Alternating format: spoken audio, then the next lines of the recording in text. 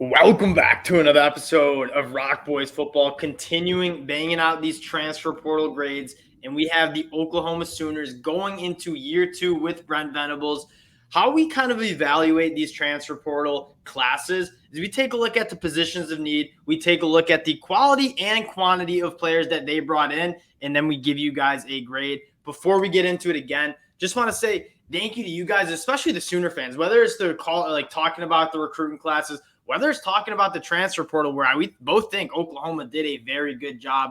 The support from the Sooner fans has been absolutely awesome. We can't thank you guys enough. So again, if you do enjoy the content, consider subscribing to the channel. That helps the fellas out a lot, and we can't thank you guys enough. Over 5,000 subscribers. That's absolutely awesome. We appreciate it, Dill. I'm going to kick this one off to you. My grade is an A-, which I think is pretty fair. I was teetering on B+, A-. I give them an A- because I think the quality of guys that they brought in are very good. I want to start on the defensive side of the ball, Dill. Who are we liking in the portal on the defensive side of the ball here? My personal opinion on who's going to make the biggest impact for this Oklahoma team is Deshaun McCullough. I think he kind of brings that attitude of plays sideline to sideline, hits, kind of what Brent Venables, I think, needs from his middle linebacker. And that kind of attitude of physicality is, and they certainly were missing it. They didn't play the way that like those Clemson defenses played, where they were super physical, super aggressive. And again, you kind of see what Deshaun McCullough did last year in Indiana, and then did in the spring game for sure. Like, he just kind of brings that edge and that attitude to a position where you need a lot of edge. Probably my favorite addition too, and I think it's a perfect fit for what Brent Venables wants to do. You can line him up on the edge, have him rush the passer. He can go sideline to sideline like you talked about. He's athletic enough to play in space and coverage. You talk about what Brent Venables' defense at Clemson had so much success with. It was just creating havoc. And Deshaun McCullough's a guy that can do so much. He can be so versatile. Brent Venables is going to have a field day using a guy like Deshaun McCullough. And that's like not even to mention that he's a young cat. Like, he's still getting better. The next guy I want to talk about, Rondell Bothroyd, coming over from Wake Forest. If you guys have been listening to me for a while, I've been banging the table for Rondell Bothroyd. Wake Forest does not get nearly enough. A little biased to Wake Forest here, but I'm going to still shout it out. Wake Forest does not get enough credit for how good of a football program they've built. You look at the success that Wake Forest defense had, a lot of it was on Rondell Bothroyd's shoulders. In 2021, he was a first-team All-ACC guy, double-digit sacks, double-digit tackles for loss. Another guy who is extremely versatile, can play the 3-tech, can play that 5-tech rushing on the outside. This is no knock on a guy like Reggie Grimes, but it's going to be Ethan Downs and Rondell Bothroyd starting. And you talk about havoc, you talk about pressure rate for this Brent Venables defense. Rondell Bothroyd is going to help out in a big, big way.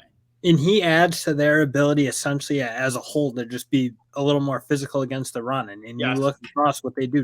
Davon Sears, another bigger body guy. Trace Ford, big defensive end who, again, they did struggle at times stopping the run. It looked like they weren't physical enough up front. That's 3 big-time physical bodies that you're bringing in to our, again, and you combine that with a guy like Deshaun McCullough, I think you're just going to be a much tougher team. And frankly, that's what, again, we talk about it. Brent Venables, that defense starts in very much with that front seven.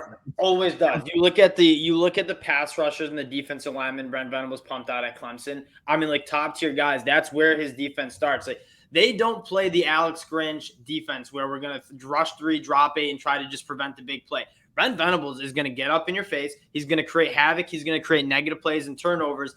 I think you saw some growing pains with that defense, and you saw Brent Venables say, we need to get more bodies on this front seven that can create the havoc that we want to create. And he goes out and lands a ton of good guys, McCullough, Rondell Bothroyd, Jacob Lazy, Spears.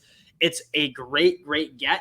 And then the next guy I really do like, and just to add some experience to the safety room, I like their safeties, right? I'm a big fan of Billy Bowen. I think Peyton Bowen is going to play a lot as a true freshman.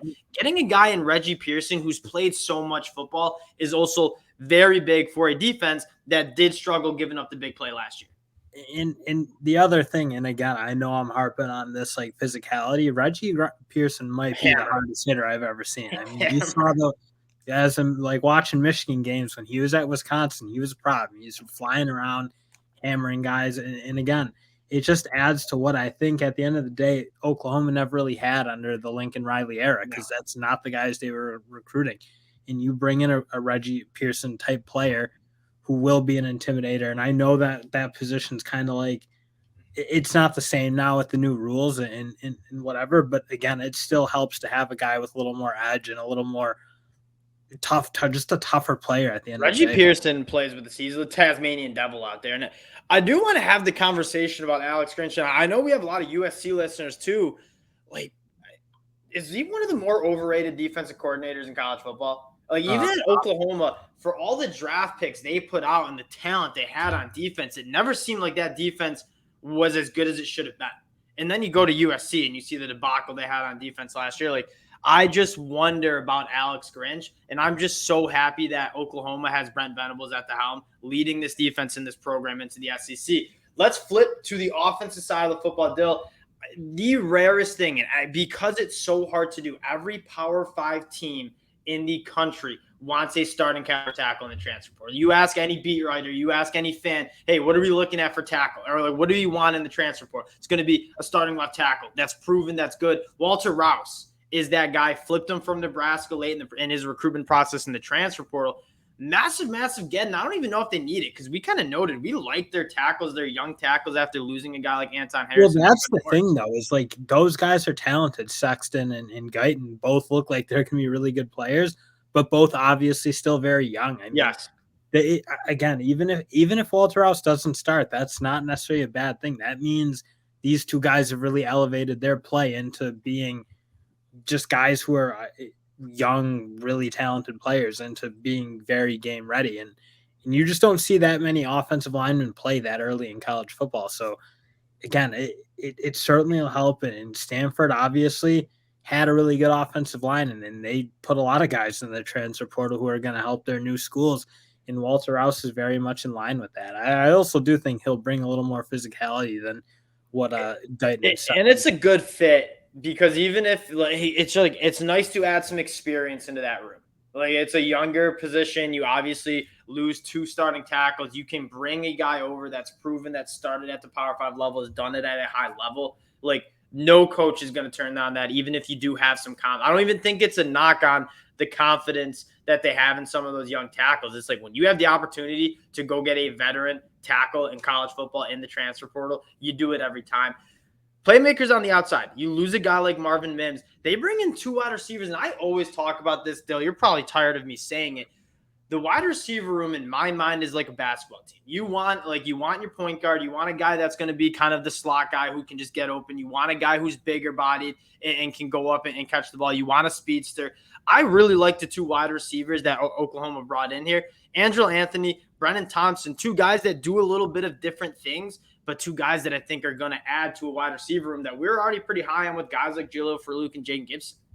And that's the thing. Again, they did probably need a couple. Andrel Anthony, a guy who has played some football, obviously things didn't work out for him in 22, but had a really good season for Michigan, or will look like a promising start at Michigan in 21. Oh. But again, you just needed to add some competition, because you were losing Marvin Mims, who at the end of the day was just such a huge part of what Oklahoma was doing.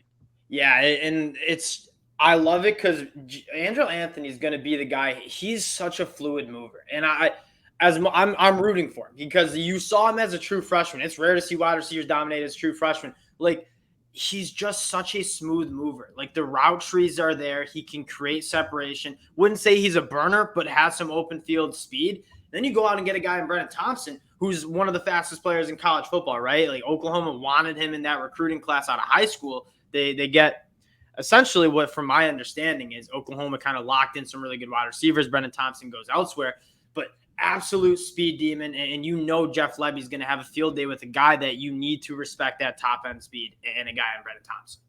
Yeah, and that'll certainly help. Again, replace Marvin Mims. He was the guy. If they needed a big play, it was going to him. So to add a Brennan Thompson to replace that production, very much needed to do it. We talked in the spring game even. It did look like they could use another player. Yep. And that's not to take anything away from Jaleel Farouk. Really good player. I think Drake Stoops, obviously very productive in the role he's in. But again, we talked, like, they probably did need to add another guy on that edge. And that's what Brennan Thompson did for them, I believe.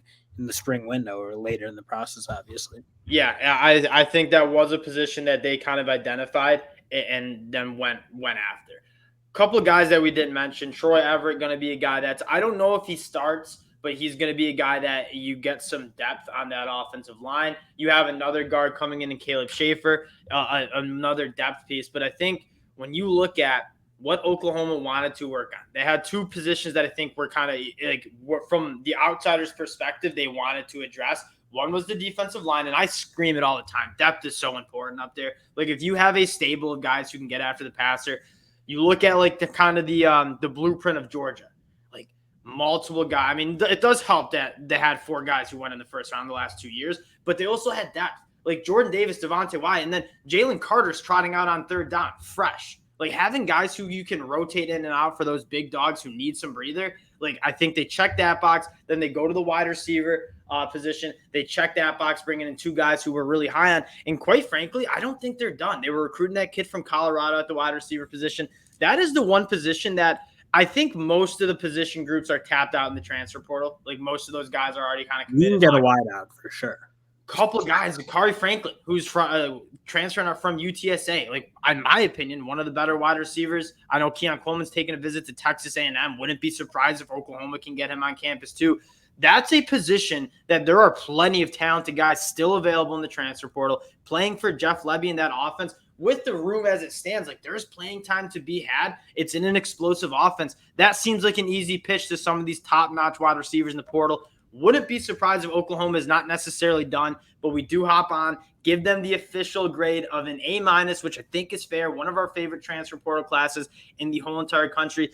Quite frankly, things are looking up for the Sooners in 2023. Again, Dill, we've been riding the Brent Venables way. Like, we've been on the train since the start. So bad.